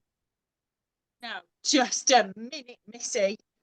I've sat here biting my tongue listening to your sniping about this gathering, and I'm just about sick of it. You all should have been consulted before you decided to embark on this unilateral decision of yours, thank you. What I do with what's left of my life, I'm perfectly entitled to do without consulting someone like you, who only exists because of an unplanned liaison on a bloody bus. Really, please. Let's not start it up again. Shut up, Russ Roberts. This woman has the cheek to decide to embark on something that she knows will impact all of us without even the common decency of mentioning it first. My closest family, I think, would support my decision. And if they don't, well, you, I don't give a flying fuck about you. God. I do think, Mum, that maybe both Robert and Rini should have been a little more consulted before you made this decision. Did Jim consult me before he jumped off the meat packer from Oldham? Did you think about me before sending me the fishing you a happy birthday card? Did Mouse Almighty here consult me before leaving her husband after being found in bed with her brother-in-law splashing about a bowl of cocky leaky? Who told her about the cockalookie? It was William, Reenie. I'm sorry, William, but your mum's not taking the blame. It's not her fault you've had to sleep in the box room. Well, who else stuck me in the box room? Who else could have gone in there, William? You? And I suppose you'd have slept with your father, would you? A few nights of that, and you'd be begging me for the box room. You little hypocrite, William. I suppose your all for one and one for all philosophy don't count if it means you have to sleep in a box room for a while, even if it is for the greater good. Whose greater good? It certainly isn't mine. My God, Carmox would be spinning in his grave, wouldn't he? Along with my dad after hearing that. Granddad's in the urn, and I don't think he's spinning in there. He's upstairs in Betty's pocket, spinning around like a fucking top. Reenie gets up and grabs, unbeknownst to her, the empty urn. Down, Reenie, before you regret something. Stanley! Lock the front door so she can't escape with Jim. What about the back door, Gran? William, go out back. Don't let her out into the garden. He's coming with me, and I'll fight anyone who tries to stop me. Will someone please tell me what's going on? I've never seen anything out like this in my life. Put Jim back, Reenie, please. I can understand how upset you are, Reenie Bab, but please do as Mum says and put him back. Only if she changes her plans. I'm sorry, Reenie, but I thought long and hard about today and I'm not changing my mind because for some unknown reason, you've gone crazy and have decided to take my Jim hostage. Put the urn back, Reenie. This is not going to resolve anything. How the hell do you know what my plans are anyway? Only me and Stu know. We sussed it, Mum. It wasn't difficult. Oh, we all know, for God's sake. Robert and Susan know, Annabelle and Kim Jong-il in the garden knows, even Mush for Brain Betty knows, and I didn't even get the courtesy of an invitation to the bloody scattering. I have no idea what any of you are talking about. You're casting Dad out, throwing him out to the mercy of the four winds, and to add insult to injury, dispatching him via a fucking didgeridoo. She gone totally mad, Robert. We were worried about uncontrolled spread of Dad's ashes. Should it prove to be a bit blowy today? I'd rather swallow Dad's ashes than let you lot cast him God knows where. Don't you dare take the top off that urn. Stan, do you make sense of any of this? I'm in the dark, same as you, Pet. But I'll tell you all now, I don't much like any of this. Have some respect for your mother. She ain't my mother, thank God. I'm so sorry, but Reenie feels she is not yet ready to say goodbye to Dad. She wants to be able to visit him without having to wear Wellington boots and a pack-a-mac. Auntie Reenie also had a traumatic experience at Gloria Hunniford's father's scattering, which has left her a little bit unhinged. And my mum's ashes got blown up by the Royal Engineers. This is all very interesting. But what's it got to do with me? I don't want Dad's ashes scattered today. Who said I'm scattering Jim's ashes? William told me it was you, Mrs. H. Me? You did say that you thought she was going to declutter him. I think, if my memory serves me correctly, it was you, Robert, who mentioned the S word. What S word? Scattering, Mr. Oswald.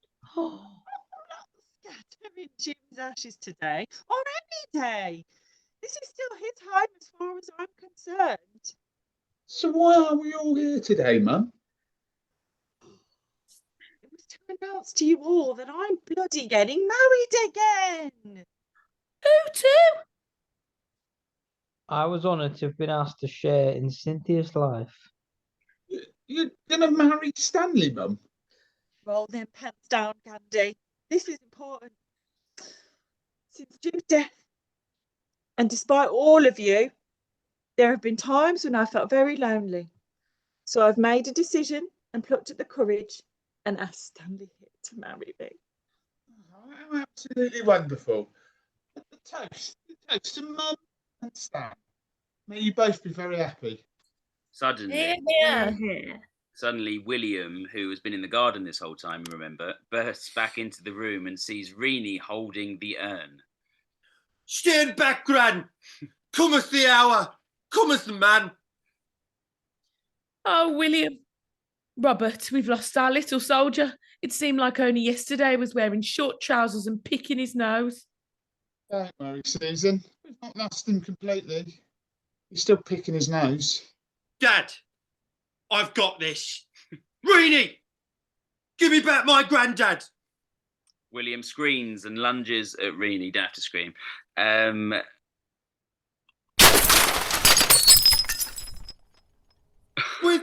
Where the fuck is he?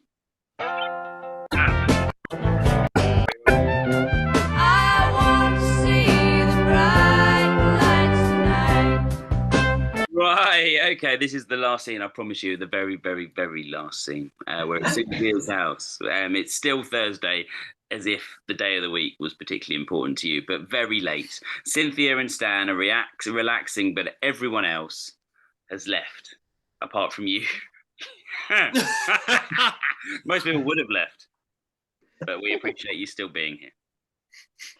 What a day, Stan. What a day. Any regrets, Bab? Definitely none regarding our decision, Pet. How about you?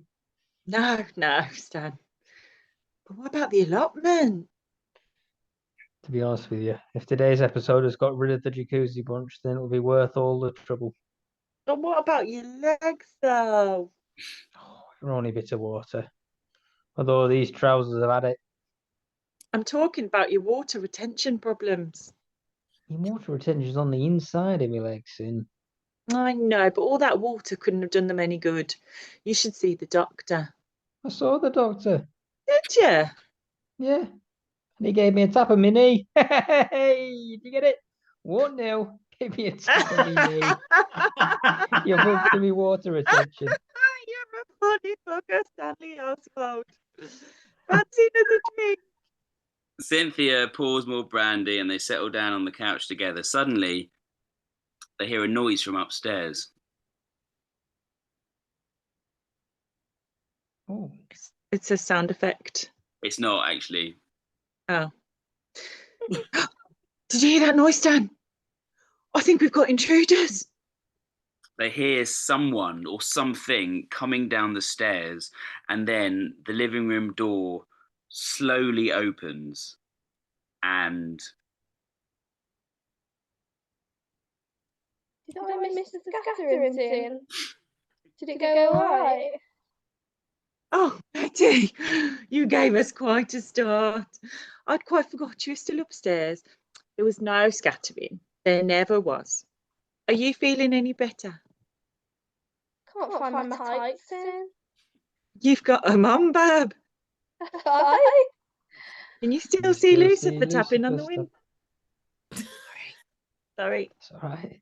Can you still see Lucifer tapping on window, Betty? Oh, God. I didn't make a spectacle of myself tonight, did I? No, No. of course not. Why don't you take yourself back to bed? You've had quite a day. Thanks, Finn. Don't think I could face being on my own tonight. Night, love. Betty. Night. Sleep tight. Night, night. Betty leaves the room, but then comes back in. Oh, Finn, I just remembered what Jim's message was. Oh, Betty, that wasn't Jim. You were just hallucinating, Bab. You did say it was the most important that I gave you a message. Oh, go on then. Tell me what he said. Doesn't make a lot of sense there. Nothing much today, did Pet? Go on, tell us what you said. Well, he said, tell Dolly she has my full support, and that I'm pleased the better man that made mountains out of the molehills. Was that it? It's a bit random, Betty. Who's Dolly and where are these molehills? I don't think I know anyone called Dolly. Not with little molehills, anyway. He didn't say molehills were small. He implied it, though. Why is he even mentioning her molehills beats me? Well, that's his message and I've passed it on. I'll be away to my bed now. Betty disappears. Alright. Why would Jim be worried about Dolly's molehills? Did you even know anyone called Dolly Sin? Oh, sorry, San. What did you say? I said, never mind. What's up? You look as if you've seen something that Betty thought she was glimpsing earlier today. Stan, I think I understand Jim's message. I think the Dolly he spoke about was me. Well, it wasn't being very discreet, Pet, mentioning your molehills in such a public way. I think he was talking about me back garden molehill, Stan. Well, I didn't know you had back garden molehills. Got a green for that. Molehills in the garden. Why do you think I got to lay Castro's smear? I don't know, but it still don't explain why he called you Dolly. When Jim found out my full name was Cynthia Molly Garton, he started calling me Dolly. Why?